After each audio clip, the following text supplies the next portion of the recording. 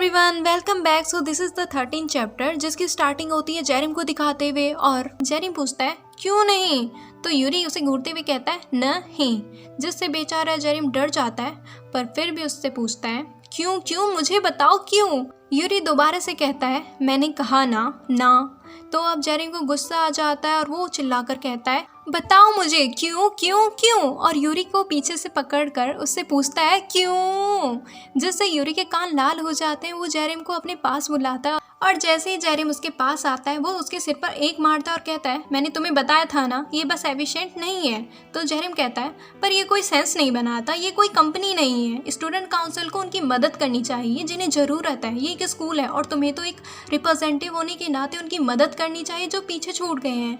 तो अब यूरी थोड़ा परेशान हो जाता है जेरिम की एक ही बात बार बार सुनकर और उससे कहता है तुम बस बिना मतलब की सिंपैथी दिखाकर रिजल्ट निकालना चाहते हो, पर चलो मान लिया कॉमिक क्लब अचानक से नंबर 1 पर आ जाता है तो फिर क्या, हाँ क्या तुम्हें लगता है ये सब सही रहेगा? जो दूसरे स्टूडेंट हैं वो सब गुस्सा हो जाएंगे और फिर ये सब सिर्फ स्टूडेंट काउंसिल पर प्रेशर बनाएगा। एफिशिएंसी पॉपुलैरिटी का दूसरा नाम है and popularity is very important. और अगर तुम्हें ये सब समझ में आ गया हो तो जाओ और बजट को दोबारा से बनाओ। और ये सब सुनकर फिर जेरिम कुछ बोल नहीं पाता और सीधा अपना काम करने चला जाता है, पर गुस्से में इतनी जोर से दरवाज़ा खोलता है कि बेचारी सोयोंग को डरा देता है। वो कहती है हे भगवान, अभी तुमने मुझे लगभग हार्ट अटैक दे डाला था। पर वो गुस्से में होता और कहता है उसने मना कर दिया। सोयोंग कहती है ऑफ कोर्स उसने ऐसे ही किया होगा, भला कौन ऐसे अजीबोगरीब प्रपोजल को पास करेगा। जेरिम कहता है पर फिर भी। सोयोंग कहती है अब रोने का कोई फ़ायदा नहीं।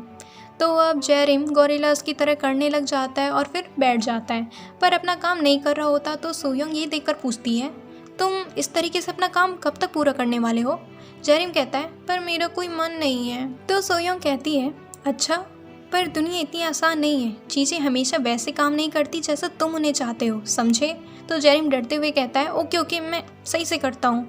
सोयोंग उसे ऐसे देखती है जैसे कह रही हो मैं इस लड़के का क्या करूँ। फिर जेरिम से कहती है अगर ऐसी ही बात है तो तुम दूसरा प्रपोजल लिखने की कोशिश क्यों नहीं करते? ये सुनकर जेरिम कहता है क्या सच में?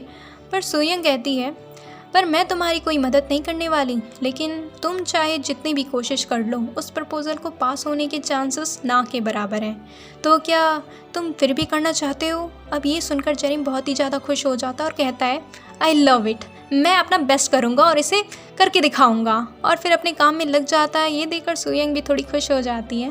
फिर अब वो दिन आता है जब सब लोगों को उनकी लोकेशन देनी होती है जहाँ उन्हें अपने अपने क्लब को रिप्रेजेंट करना होता है। यूरी बताता है कॉमिक क्लब 3rd फ्लोर में क्लास 8 नंबर में रहेगी, ओवर। जेरिम ये सुनकर सोचता है हाँ एक कमरा, वो भी सबसे लास्ट में।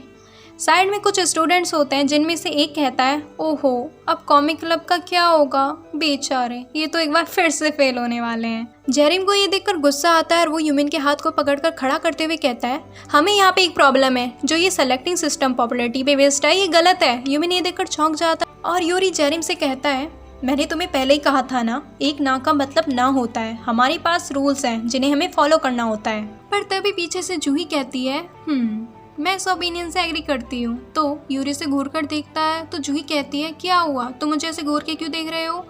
जरूर यहाँ पे कोई रीज़न होगा जिसके कारण ये सब गलत लग रहा है। एज अ स्टूडेंट काउंसिल हमें इनके प्रपोजल को एक बार सुनना चाहिए, तो चलो सुनते हैं। तो अब यूरी उसे घूरा ही रहता है पहले और फिर कहता है ठीक है। और फिर होती है वोटिंग जिसमें ऑब्वियसली जेरिम और यूमिन हार जाते हैं और फिर बाकी स्टूडेंट्स जाते हुए कहते हैं आज हम घर फिर से लेट पहुंचेंगे। पर इसको क्या हो रहा है, हाँ क्या ये अपना मुंह बंद नहीं रख सकता? जेरिम ये सुनकर गुस्से में उठता है पर यूमिन उसे रोक लेता है और अपना सर हिलाते हुए मना करते हुए कहता है इट्स ओके। अब जब सब चले जाते हैं तो यूरी जूही से पूछता है तुमने ऐसा क्यों किया, तुम्हें तो पता था ना ये सब ऐसे ही ख़त्म होगा। तो जूही कहती है एक्सपीरियंस जरूरी होता है, इस तरीके से तुम लोगों को एक ही इशू बार बार लाने से रोक सकते हो, चाहे चीज़ें किसी भी तरीके से हो। तुम्हें पहले उनकी रिक्वेस्ट सुननी चाहिए इस तरीके से, जो सब चाहेंगे वही होगा। फिर भी मैंने सोचा था ये लोग कुछ करके दिखाएंगे, पर शायद ऐसा उनकी किस्मत में नहीं था। ये सब सुनकर यूरी कहता है तुम बहुत ही ईविल हो। पर फिर जूही कहती है लेकिन मुझे नहीं लगता इस बार वो हारेंगी। यूरी पूछता है क्यों? जूही बताती है क्योंकि उसके आगे कुछ और ही कह रही थी, अगर ऐसा कोई रास्ता हो जिससे उसे मैनिपुलेट किया जा सके तो उसे कोई नहीं रोक सकता। और ये काम ऑब्वियसली सोयोंग करती है। जब यूमिन जेरिम को ये कहते हुए चला जाता है कि आज के लिए बस इतना ही काफ़ी था और अब उसे कोई रिग्रेट्स नहीं है, तो अगली बार मिलते हैं, तब सोयोंग जेरिम के पास आती है और पूछती है, क्या तुमने अभी से हार मान ली है? तुम्हें क्या लगता है तुमने क्या किया? क्या तुम्हें सच में लगता है तुमने ये सब करके उसकी कोई मदद की है? What a friend without sincerity।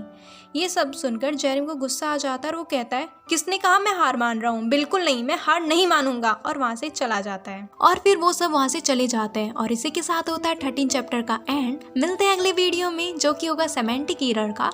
Till then take care and bye.